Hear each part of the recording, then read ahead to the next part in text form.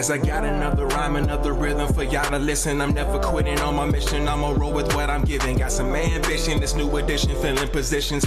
Looking at the void in myself and feeling what's missing. Better watch the way you going, better go in the right direction. In the moment you stressing, but you gon' be counting blessings. And I know that for certain, keep on working, open curtains. Haters swerving, cause they ain't ready for your final version. Whoa. I'm never gonna give up, fall down, I just gotta get up.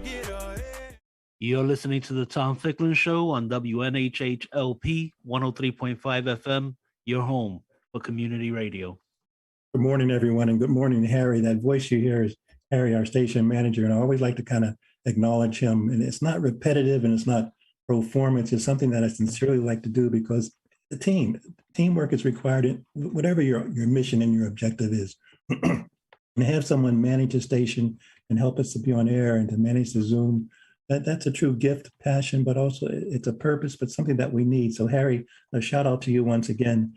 Today, I'm going to kind of just try to not talk too much because there's so much I want to chat about. It's this issue of cancer in African-American men and lung cancer and prostate cancer. We have two literally international experts and renowned that happen to reside here in the New Haven area. They're members of the Yale Medical School and the faculty. We just kind of I'm going to just jump right in, but the topic today is cancer in African-American men, and really so blessed to have Dr. Roy Herbst, Dr. Daniel Petrolak, and they're joining us by Reverend Dr. Leroy Perry is with us and Reverend Elvin Clayton. Dr. Herbst is the Ensign Professor of Medicine, Medical Oncology, and Professor of Pharmacology, and et cetera, et cetera, et cetera, et cetera, et cetera. But the Yale Cancer Center and the Smilo Cancer Center and Associate Cancer Center Director for Translational Science. And Dr. Petrolak is Professor of Medicine, Medical Oncology as well, and of Urology. He's the co-leader of something called Cancer Signaling Networks, Yale Cancer Center. You may not know what that means or what anything of that means, but if you want to find out what that means, just Google and even just put in your search bar, Yale Help Us Discover, Yale Help Us Discover, and you will find what clinical trials are about, how you can participate in that. So just literally up in your search bar on your computer or on your phone, where it says search, just type in Yale Help Us Discover, and you'll get information on clinical trials. And I think it's going to really kind of shock you in a pleasant way about how you can be involved and share this information with others. If you want to kind of contact a person by phone about Yale clinical trials, you can call 877-978-8343. And if you want to email someone, if you're more comfortable in emailing, helpusdiscover@yale.edu. And I'm going to try to mention that at the end of the show as well. But this is truly a discovery period. And there are people that are suffering from prostate cancer, people that are suffering from lung cancer, people that might be dying from prostate cancer, lung cancer, and not even know it. So this show is a very, very critical show. Dr. Petrolak, I want to start with you as this is Prostate Cancer Month. And I like to say Prostate Abolition Month, Prostate Cancer Abolition Month, but that day is not here in its full reality, but we're going to manifest it relatively soon. But you are a recognized international leader in the field of urology. And can you give us a little background on what prostate is and what causes prostate cancer in this particular organ? So the prostate is a gland. It's in the human reproductive system that basically produces the liquefied contents for semen. And it helps move the sperm, of course, into the or at least move it out of the testicles. And we don't really understand all the factors that are involved with prostate cancer. We know that heredity is involved. There are certain genes that may be mutated with this disease. We know that there are also certain ethnic groups that may be more predisposed to it. There may be some dietary factors involved as well. If a person, let's say, for example, is born in China and eats a diet that is high in vegetables and also low in beef, and they move to the United States, they adopt the same risk pattern as a person who is in the United States. So diet may be involved in that. Particularly high-fat diets may promote prostate cancer. So it's the most commonly diagnosed cancer in men, the second most common cause of cancer death in men. And it is an important health problem in the United States. And I guess what is mentioned, some people might be wondering, why are we kind of combining lung cancer and prostate cancer on the show? Well, we're greedy. We guess we got to get information out, and you two gentlemen are available, and we really appreciate that. People know about prostate cancer, or some perhaps do. And as you say, it accounts for the highest rate of cancer in African American men. But folks don't know that lung cancer also accounts for the highest rate of deaths in African American males. And we're going to come to Dr. Petrolak, Dr. Herbst a little later. But Dr. Petrolak, so tell us about this. You kind of referenced by nuance the disparities between Black men and others in terms of mortality and incidence of really being diagnosed. What do you think? I mean, it's speculative, but you're a researcher. You're involved in clinical trials. What's kind of contributing thus far to these factors that contributed to these disparities? Well, a lot of the known factors that will accelerate tumors also may be involved in accelerating the disease once it's diagnosed. So I mentioned before dietary fat. If in the laboratory we found that if you take an animal, inject prostate cancer, feed one animal a high-fat diet, feed another animal a low-fat diet, the animals with the low-fat diet will live longer. And the ones that given the high-fat diet, particularly in saturated fats, will have accelerated disease and they'll die more rapidly. So dietary factors may be involved. I mentioned before they may be genetic factors. We know that there's a gene called BRCA, which is found in a number of different cancers, such as breast cancer, ovarian cancer, pancreatic cancer. BRCA is present in prostate cancers, and it may portend in localized cancer that's early, that may portend for a more rapid course. So genetic factors involved, environmental factors. We know that although smoking is not a risk factor for the development of prostate, in men who develop disease that spreads to the lymph nodes or to the bone, that cigarette smoking can actually accelerate the disease. So environmental factors may also come into play. Now, the interesting thing about the different diverse populations is that prostate cancer tends to be more aggressive in African Americans, more common. The interesting thing, and this is why it's so important that we emphasize that you talk to your doctor about treatment. We've seen this with chemotherapy, and I've actually published this with different results for men with advanced disease. But African Americans actually, if you stratify out based upon risk, in other words, how aggressive the cancer is, their cancers tend to do better with treatment.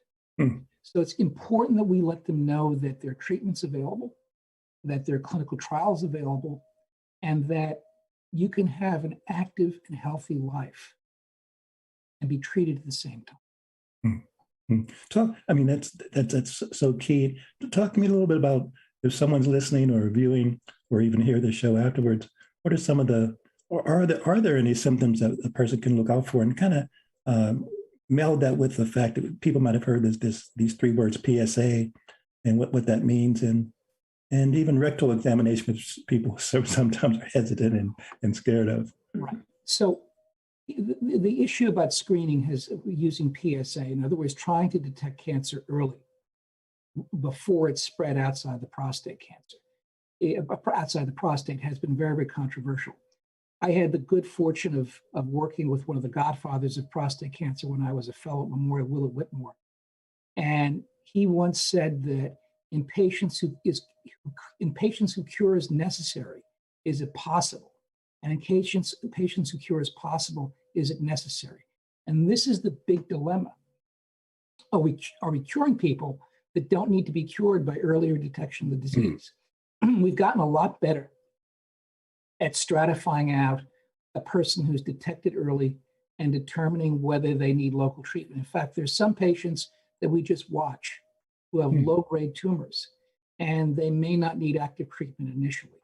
So it's important that you have a discussion with your doctor about treatment, about drawing a PSA. Generally, African Americans 45 to 50, early, in the earlier range of that spread, if they've had a family history. Also, the other important thing about early detection is it's very, very difficult to pin down any specific symptoms. Hmm. Urinary frequency, sexual function that may be declining, also other diffuse symptoms such as weight loss, bone pain. These are all manifestations of later stage disease. But the problem with this disease is that the symptoms are very, very nonspecific. Hmm. Usually relate to the urinary tract, but very. So all the more reason that you really have to kind of come see folks like you, and then. Or in the screening standpoint, Uh-huh. speak to your primary care doctor or your internist. Okay. That's the person you should be having the initial discussion with. If the PSA is elevated, then you need to go see your urologist for potential evaluation, perhaps a biopsy if it's warranted. And then if cancer is diagnosed, then we like using a team approach involving a urologist, a medical oncologist, as well as a radiation oncologist. And I'm sorry, go ahead. Yeah, and so we can then come up with the best way of treating the patient in that situation, which may involve hormones, it may involve surgery, it may involve radiation therapy or other treatment. And just before I go to Dr. Petrolek, Dr. Herbst, rather, the PSA is it's just a blood test, right? PSA is a blood test, and the problem with PSA is that the normal prostate makes PSA as well as cancer. So a PSA of less than 4 is generally considered to be normal. And also, as we age, your PSA increases with time. So you look at how quickly the PSA is going up when you're thinking about biopsying somebody. But this is between 4 and 10 can be a bit of a gray zone in terms of having hypertrophy, which is just enlargement of the prostate, versus cancer itself. I really appreciate your candor about the ambiguities, and all the more reason for screening and just due diligence, and really just self-care, and the role of the primary doctor is so important. Would you say examinations for the PSA, given that age group that you mentioned, once a year, every 6 months? Well, it depends upon what the PSA is. I mean, if your PSA is low to begin with, and there's certain tables that you can use, you may not be needed to be examined on a yearly basis. The paradox of PSA is that you can have aggressive disease despite a low PSA. So again, you've got to look at symptoms. That's why we use a rectal exam to see if there may be a nodule that's present, or again, PSA, as well as there's some other more sophisticated tests that are being used to help determine whether somebody should be biopsied on a repeat basis. Excellent. Dr. Herbst, let me bring you in again. Thank you, both of you guys, for kind of tag teaming. And I could talk to both of you for the next year on this topic. This is such an important thing. But I think people forget that we know about prostate cancer, but lung cancer really accounts for the largest number of deaths among men, and particularly among African-American men. So it's so important to kind of understand your work, Dr. Herbst, particularly given your research and your international reputation. Talk to me a little bit about promotion and awareness and just symptoms. I mean, this is a life and death matter. Oh, absolutely. And it's an honor to be here with all of you. And my colleague Dan Petrolek and I work very closely together at the Yale Cancer Center, Smile Cancer Hospital. We diagnose more prostate cancer because we screen for it.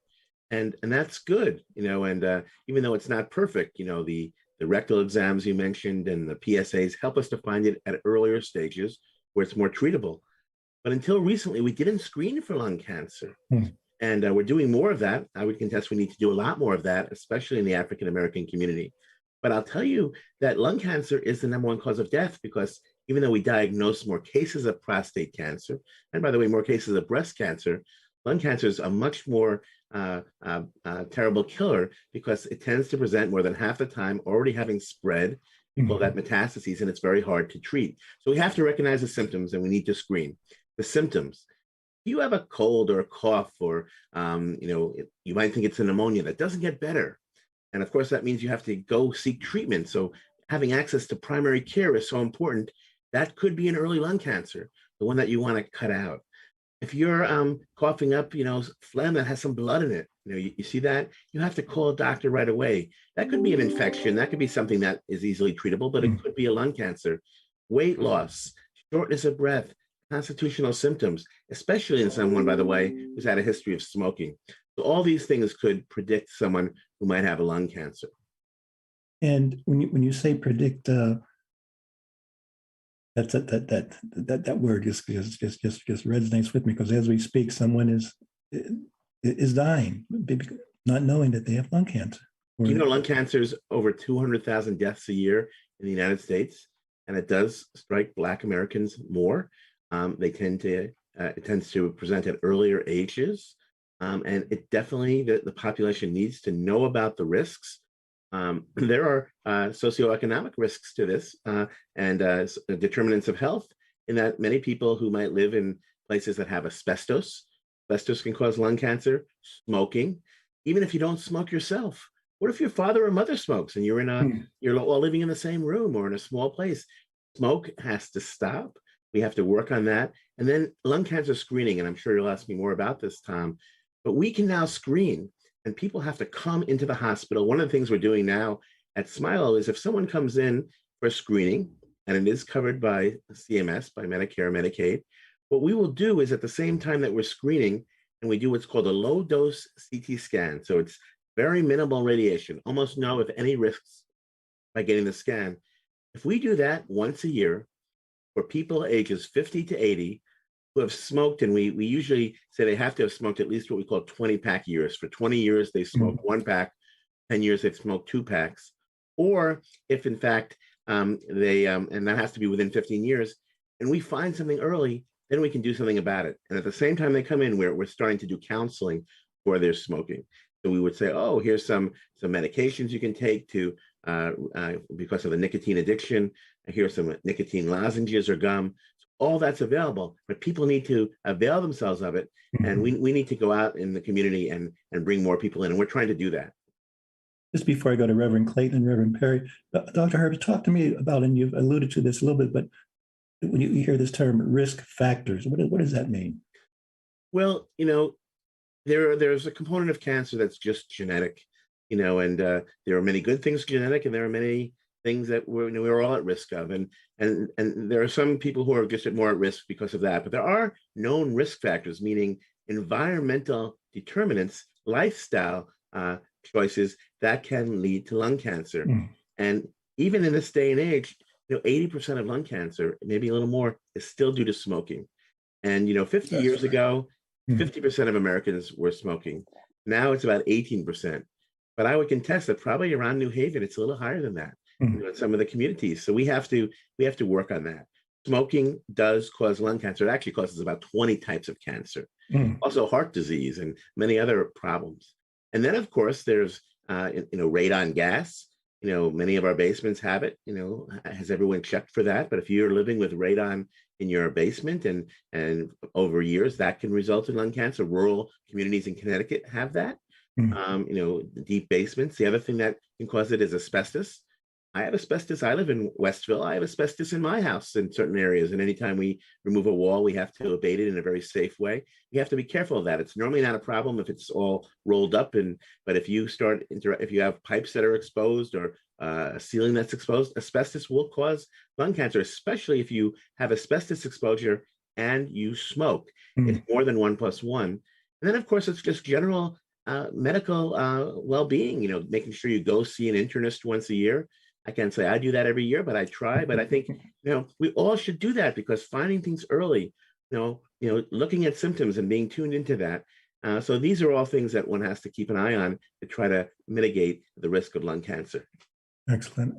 Reverend Clayton and Reverend Perry, the cultural ambassadors. I mean, every time you guys come on the show, I'm just continually impressed with your dedication, foresight, and commitment to really just making the world a better place, but in general, making health really awareness and proactive health awareness. So I would say integrating and implementing and being a catalyst for that in our community. But the cultural ambassadors have been so involved with efforts to increase awareness of health disparities for a variety of conditions. But what about the conversation about cancer among African-American men? Why is that kind of, if not somewhat important and imperative for you? Maybe Reverend Perry, I'll start off with you. I believe, Tom, that it is an epidemic proportion for minority Black men. And I think the fact that there has been little dissemination of information and availability to treatment or to primary care for these individuals, that unless we do something, this will not get better, it'll get worse. So shows like this is the opportunity that we're bringing to the community as only one option. We're also looking to do newsletters and flyers and have more of these conversations in our churches and in our community centers and the places that we work. And I think if we do this, we will be able to reduce the numbers to a minuscule number.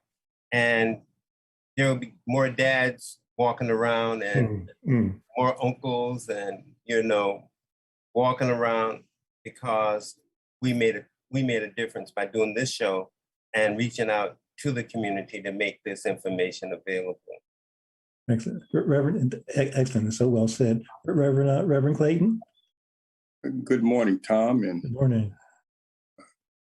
Dr. Petrolak and Dr. Hurst have done such a fine job at sharing this information, and I'm grateful for that to them, and I'm grateful to you, Tom, as well. This is an important conversation because so many of our people are dying when, if they were screened earlier, if they received the message early enough and acted in the right way, there's a good chance that they would still be here. So my thought today is that we have to broaden shows like yours. We have to keep the message that Dr. Petrolak and Dr. Hurst is telling us. We have to keep preaching this message so that our people will move in the direction that they should. 200,000 people is a lot. I don't care how you slice it, that's a lot of people dying from this disease. And as you know, that prostate cancer is a huge blow to our society. We're 2.3 times more likely to catch this disease than our white counterparts. So if we want to make it better, if we want to help our community, we have to keep sharing the message any way we can, not only to the men, but preach it to our mothers and grandmothers, to our aunts, to our daughters, so that they will also share the message with their significant other than their father. Excellent. Dr. Herbst, I want to circle back a little bit because you referenced the disparities, and I just wondered in the gaps in lung cancer survival rates between African American men and other ethnic groups. Would you say that and you I don't want to put words in your mouth, but I think I heard you say that it could be due to the inequalities when healthcare is assessed. I wondered if you agree with that, and also what are some ways, maybe you can elaborate a little more if possible, on to encourage proper screening, testing, and treatments. Right. I think it's multifactorial, but the data clearly show, certainly for males, Black males, the death rates are higher age per age, and slightly a little bit for women, not as much. Now, why is it? I think there are a lot of reasons. One, I think, is the detection. Screening has actually just come into play in the last 5-10 years. Screening will improve survival from lung cancer 20 to 30%. But throughout the United States, only 5% of eligible patients get screened. All communities. So we have to work on screening, and screening is hard because you have to have access to the hospital. We have at Yale a navigators group. I think the Reverend we know about this, that go out. They have a big inflatable lung. I don't know if they have the prostate yet, but they go out to the local centers and fairs and encourage people to come in and be screened. It's not so easy to be screened, because what if you find something? Then you have to follow up on it. And then you have to, sometimes it does involve a biopsy or procedure. So people have to have trust in our system that we'll take care of them. I tell you, we will. And we are doing that. So that's one thing, the screening. But it's other things. It's also lung cancer treatment has really, really improved in the last 20, 30 years. I've seen that in my lifetime. When I trained, if you had lung cancer that had spread, it didn't really do that much because there wasn't that much. There were chemotherapies that were quite toxic, many side effects, and they didn't really work. Now in 2021, we have what we call targeted therapies, pills that we can actually give to a patient, and it causes the tumor to shrink. But you've got to have the right type of lung cancer. You have to diagnose it with what we call sequencing, next generation sequencing. What does that mean? Someone has to get to the doctor, get downtown so that we can do that sequencing. And I'll tell you, the number of specimens that we get from the communities that we're talking about are quite low compared to the incidence. So people are not having a chance to even get these new therapies. And then immunotherapy. I don't know if you all know, but immunotherapy, one of the leaders in immunotherapy is Dr. Li-Ping Chen, who's at Yale. Dan and I work with him very closely. And we have all the newest drugs that you see on TV that are really helping these tumors. But again, if people don't have access, if they don't get in, if they don't have the support to get these drugs, the insurance, the other methods, they're not benefiting as well. So it's both diagnosing it earlier and it's also treating it more aggressively. And then of course is the big gorilla in the room, and that's smoking. And I do believe that I do a lot of work with smoking, both at Yale, but also with the different cancer societies. The smoking rates are higher in the socioeconomic determinants of health do affect the smoking rate. It's higher in New Haven than the rest of the country. People have passive smoke exposure from family and friends. That's a big deal too. We've got to work on that. That's what we call primary prevention. We could do more with that than any of the other things I spoke about. The primary prevention, that's key.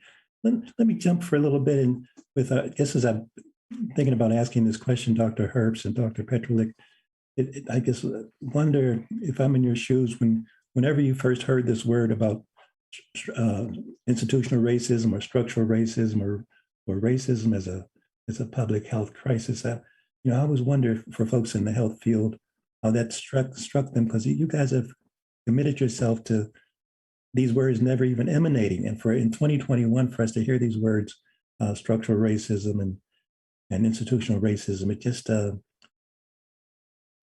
don't want them to be perceived to be buzzwords. There's a reality to it, but also I think sometimes there's a propaganda. But Reverend Perry and Reverend Clayton, I wanted to kind of ask you about there's this term about healthcare system and whether there's structural racism in the healthcare system. I don't want to put you too much on the spot, but you're on the spot. You've been on the spot. You're leaders and you're pioneers. What are your thoughts about that in terms of structural racism, if it does exist, and how it kind of does manifest in terms of mortality rates? And what can we do to kind of strike down these barriers, abolish these barriers internally and externally? Reverend Perry, I'll let you kind of start with that hard question, but I think it's an important question to pose. I think that racism cannot be denied in this country, in any field or any profession or any institution. Having said that, I don't see why we are not able to go beyond this to eliminate racism. And the only way that we can do this is not by targeting it, but by doing good. And I say this because I had a professor, Dr. Leon Watts, when we asked him, how do you get rid of evil? And he said, you can't. So there's nothing we can do to get rid of evil. And there's nothing really we're going to be able to do. We can march and we can have signs and we can protest, but we can't get rid of racism. But what we can do is we can do good. And that is going to make the difference. And I think that's what this show is all about. And having these doctors on and having Yale involved is to say, regardless of the fact that you could not go to Yale to become a doctor 50, 60, 70 years ago, if you were the wrong color, today that is not the case. And we have to continue to fight to do good, to change the trajectory of where history has brought us and go beyond to do good. And Tom, I just wanted to ask Dr. Petrolov just one quick question. Dr. Petrolov, we talked to a urologist earlier on one of our shows, and he told us that there was some research being done in China with regards to prostate cancer, that there was a drug that they were saying in China that they were testing because prostate levels in China was lower. That was one thing. The second thing is, I think that the men in our program need to know when they need to, how do you navigate between getting surgery or getting radiation? And what about the long-term effect? Like, do you wait? If you're at 75 years old, do you really need surgery, or would the prescription or the best prognosis be to give a radiation treatment? Because I have a lot of young men who are asking it. I had a young man who was saying his doctor told him he had to take care of during surgery, he should get rid of the lymph nodes. I had another doctor say, no, you don't need to get rid of the lymph nodes. So we're confused. We need more time on this show. So we can, I told you I wanted to really ask some of these questions. And also, I would just want to say, Dr. Herbst, that I think the question of racism is also related to availability. So when I wanted to get scanned, if I go and get scanned and they say, yes, you have lung cancer, and I'm saying I don't have insurance and I don't have money, what happens to those marginalized people on the banks who are looking for hope and there is none? Right, I think we have to do better. And one of the things we're doing at Yale, you're all involved with the Yale Center for Clinical Investigation. In the Yale Cancer Center, our associate director for this area is Marcella Nunes-Smith. Oh yeah. And as we all know, during the COVID, and which we're still dealing with, the structural determinants of health and how it affected your community, it was so obvious. So we actually shifted some of our resources from the Cancer Center to help with the COVID relief and the vaccine program. And we're all over this right now. I hear you loud and clear. There's access issues. There's trust issues. There's having physicians in your community that are out there and treating patients. We're working on all of these things.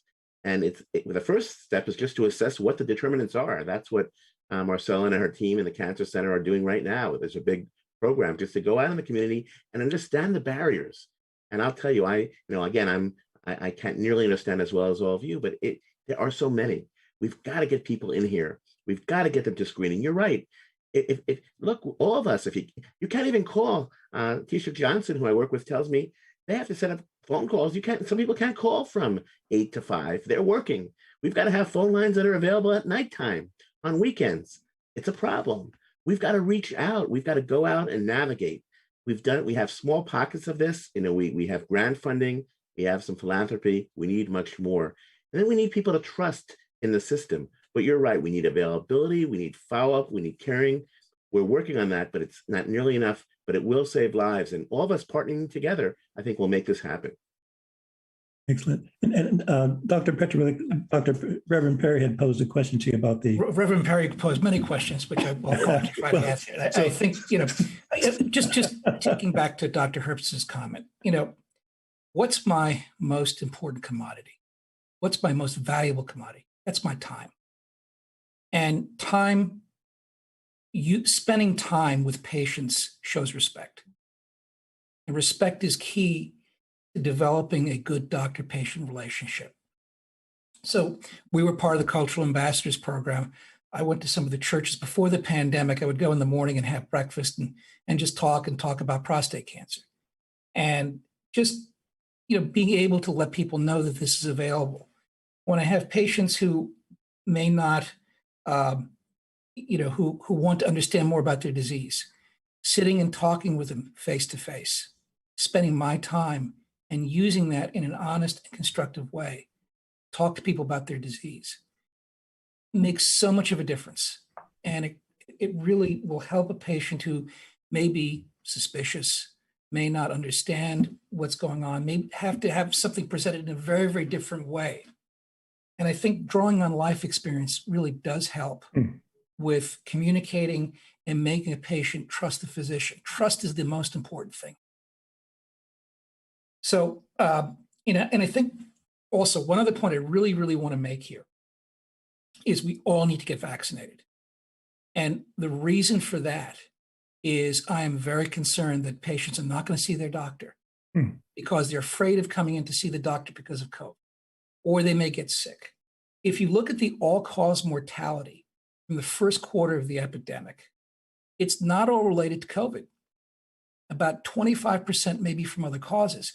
This could be because somebody rapidly develops a certain form of tumor. I've seen this in my clinic where patients delayed their diagnosis for bladder cancer and wound up having extensive disease and they weren't able to be treated.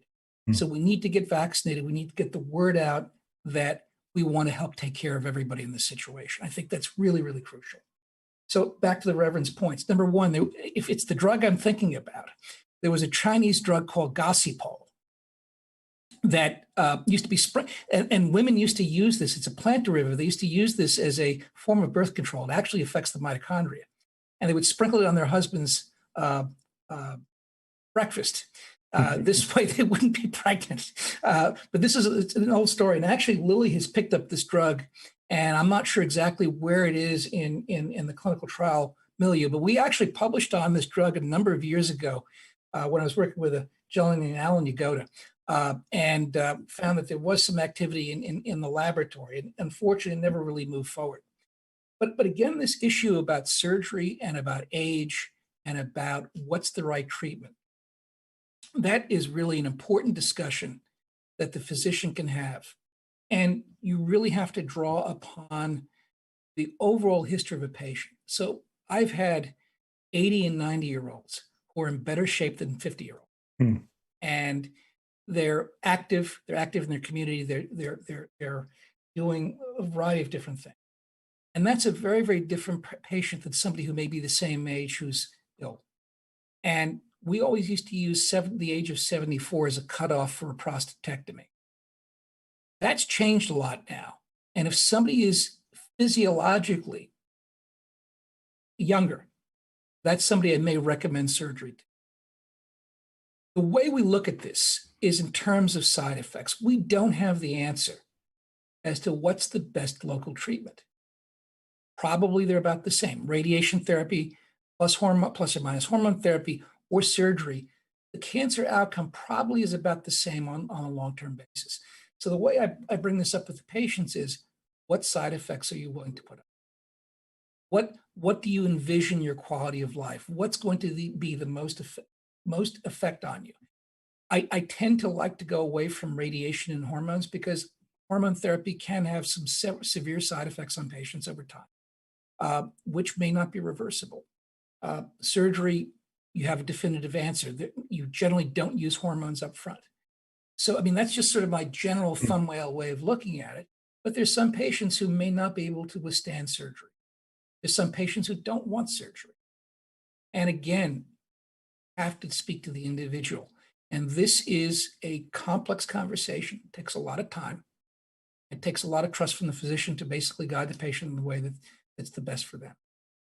We have about 15 minutes and so many other questions and thoughts and theories and just heartfelt comments have been raised. We definitely have to do another show. But Dr. Petrolik, I wanted to stay with you for a little bit because again, if someone's interested in clinical trials or what is Yale up to, if they just plug in their search bar, Yale Help Us Discover, Yale Help Us Discover, they'll be able to get a backdrop, a context, and to understand that perhaps more deeply why we're doing this show and why it's so important.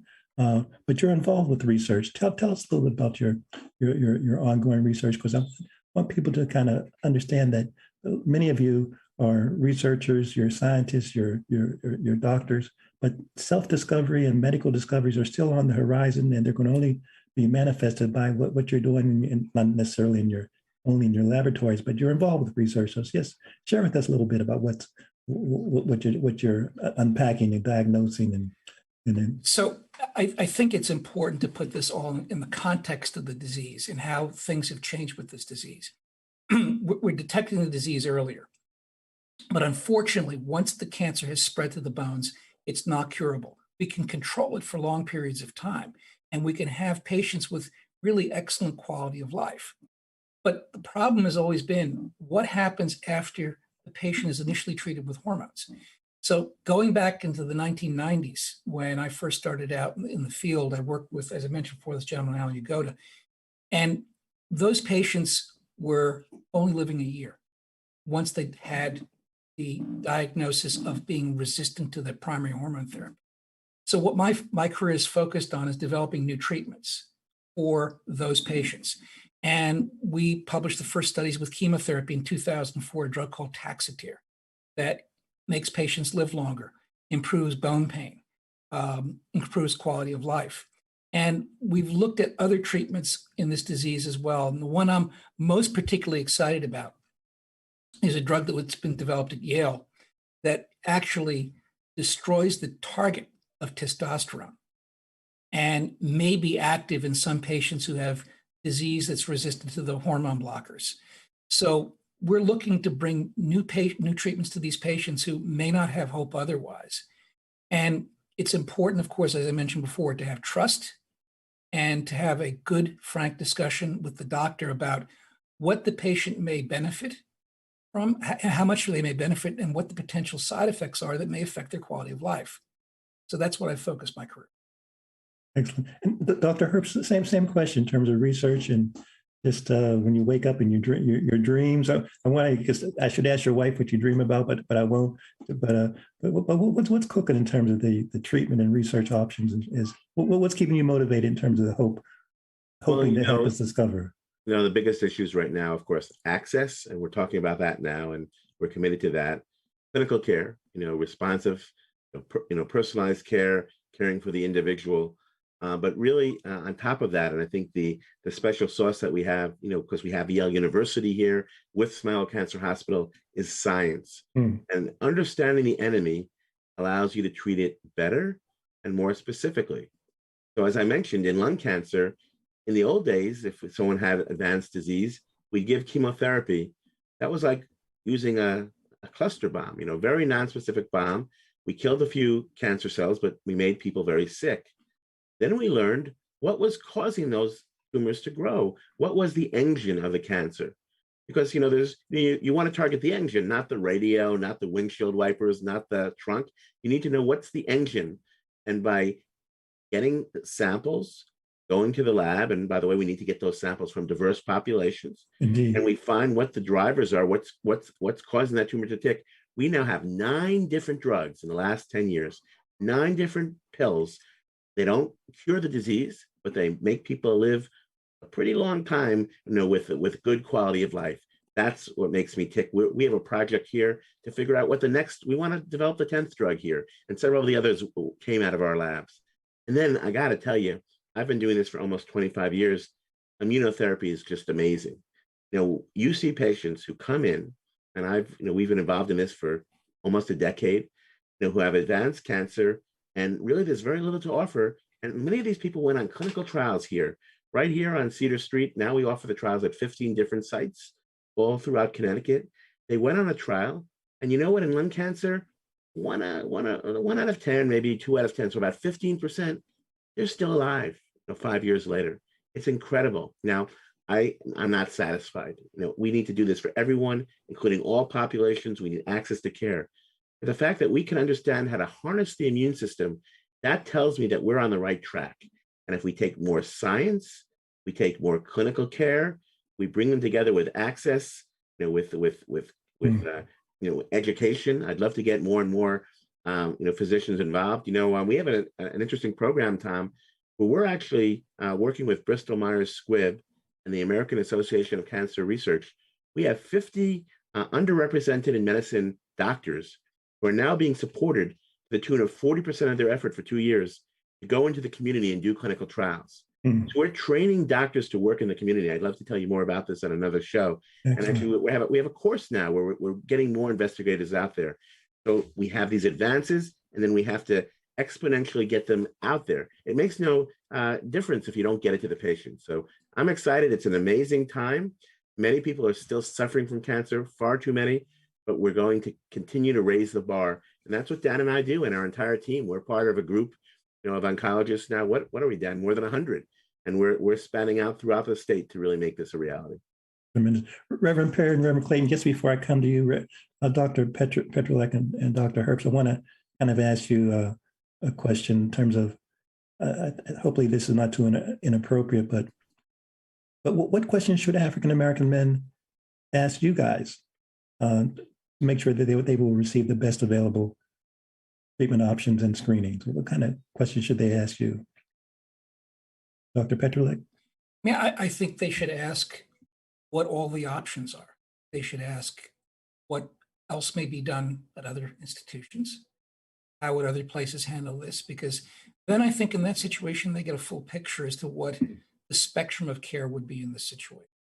The other thing they may ask is there any data that's unique to me? And when I mentioned before, there's a form of immunotherapy called Provenge that is given to advanced cancer patients. In the small studies that have been done, African Americans seem to do better. How would that affect their care? How would some of the other treatments affect their care? What's the effect on my family? Does hereditary play a role in how my sister may be evaluated for breast cancer, for example, if I've got BRCA, or my children? So I think that this is not just the patient that you're taking care of, it's the entire family. And I think that if it's extended out in that way, I think that trust should hopefully be generated. And I think that it will lead for better care for all. Dr. Herbst? Absolutely. I think we definitely need to try to include as many people as possible in our care plans. And is that your question? How we're going to? No. If I'm a black guy and I come in and see you, what kind of questions should I ask you to be sure that I receive the top-notch treatment? Well, I would say that you need to, first of all, be informed before you come in. So this is why you need to listen to shows like this. You need to read or talk to someone. But I think you need to ask, doc, what am I dealing with here?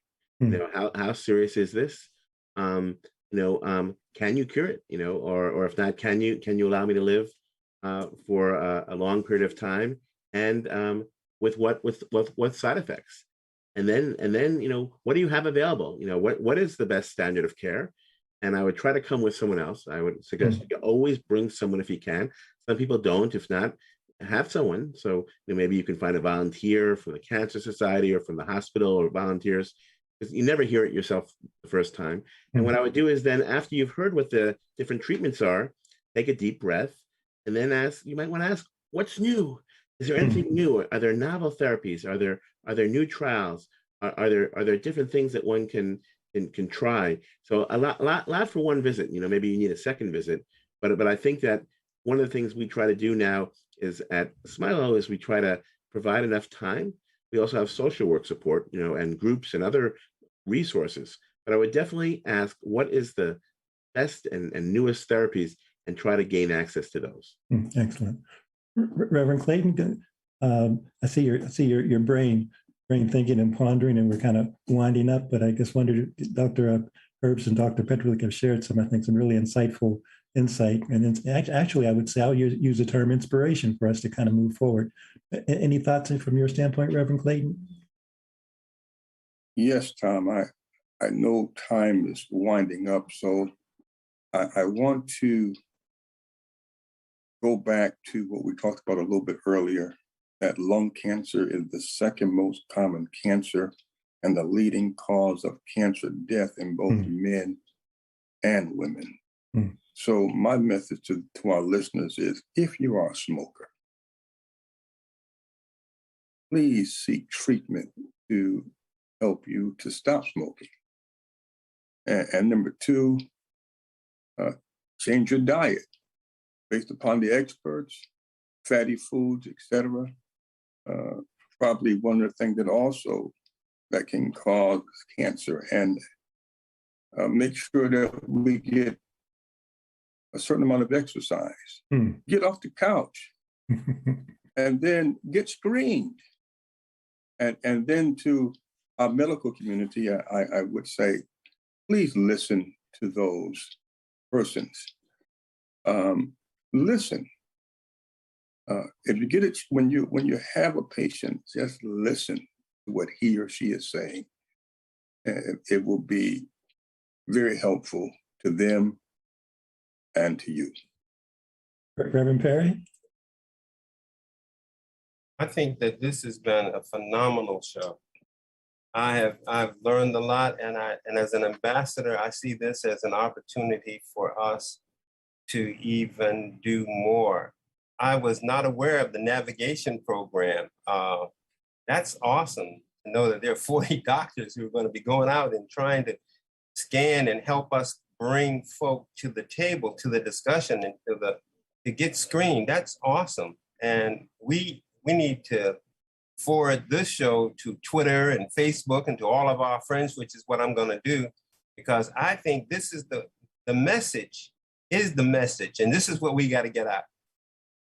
We've got to get this message out and let people hear this, because I think that trust and fear, the fear of finding something, but if you go early, the early detection may help you rather than hinder your progress with these diseases. And the fact that there are caring doctors who are out here working to research and bring about a cure or bring about better outcomes is phenomenal.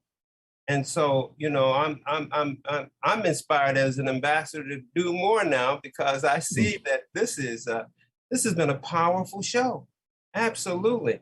And by the way, I'm going to look for that Chinese drug.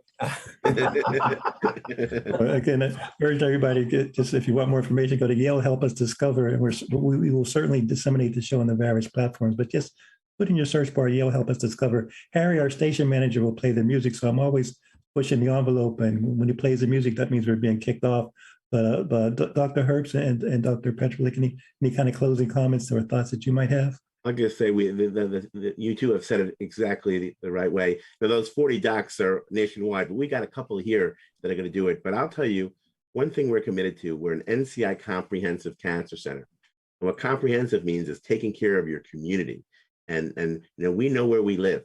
And one of my jobs as chief of oncology and running the clinical trials at Yale is I've told every one of our 14 disease teams, cancer in the lung, prostate, colon, the fatty foods, Reverend Clayton will do that. I said, look to our community. I want everyone to have at least one, maybe more projects that will help support.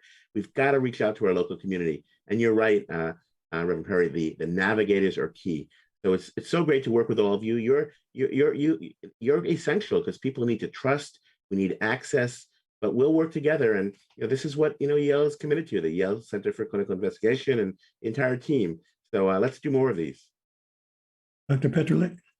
I mean, I really, everything that is so important previously said is just really well said. I think the important thing is we have to set an example. We have to set an example that we are here to help take care of everybody and to afford the best care for all patients. And that's, I think, the most important thing that came out of this morning.